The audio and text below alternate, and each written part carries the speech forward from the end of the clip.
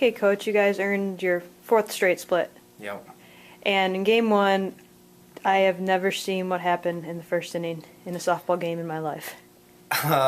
Me either. I've never been a part of a game where it got really crazy as soon as it did. Sometimes that happens late in games when a pitcher's really tired, and so to have it start the first inning, it was really different. But I thought our team handled it really well. We didn't get anxious, and we capitalized on some really big errors on their part to really put some runs on the board right away, and it really paved the way for the rest of the game from that first inning.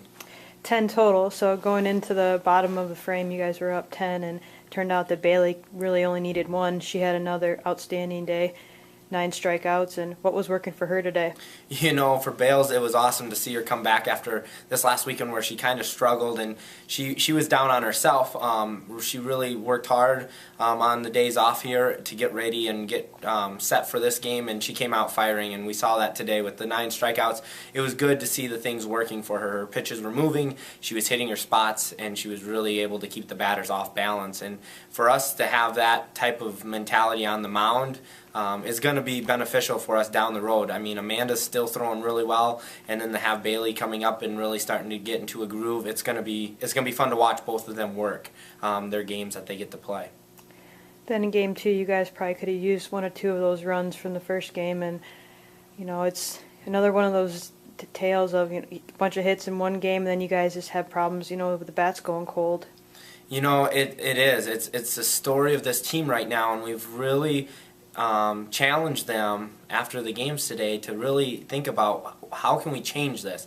Because if we look at last weekend, we jumped Mary 16-8, run rule them, and then turn around and lose 6-1. And then this game we jumped them 10-0, we win, we go out, and then we end up losing 2-0. And so the team itself has to start to make adjustments, not from necessarily game to game, but in-game adjustments.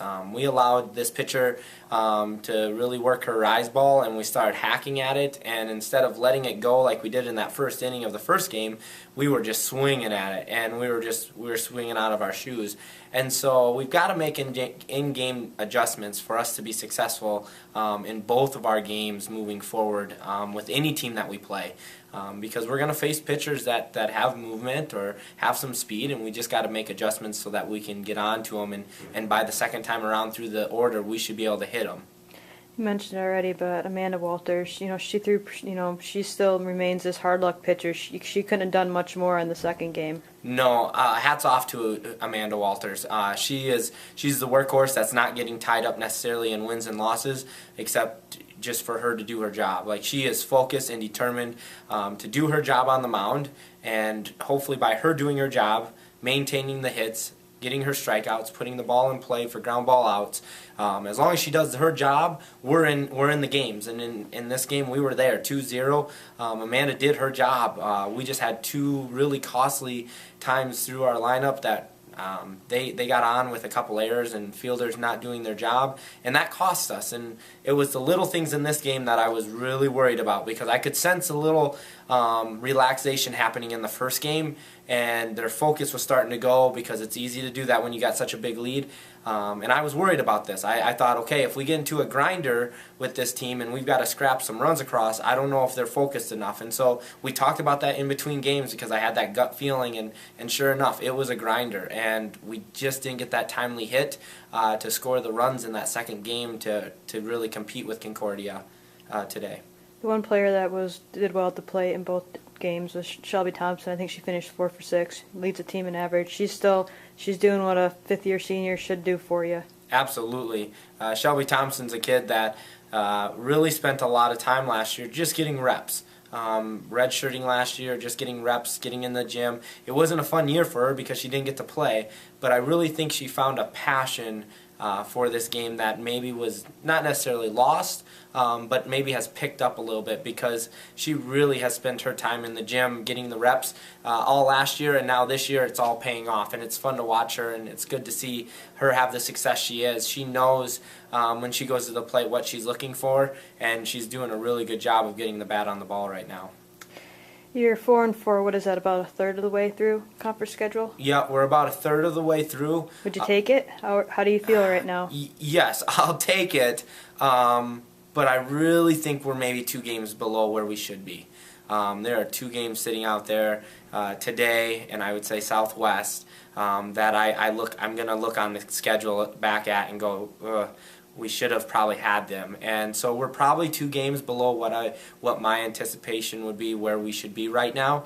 But as we know about the Northern Sun, I'm really proud of our first year in this right now. Every game that we've gone into, we've split. We do need to get some sweeps to really put us in contention to make the tournament.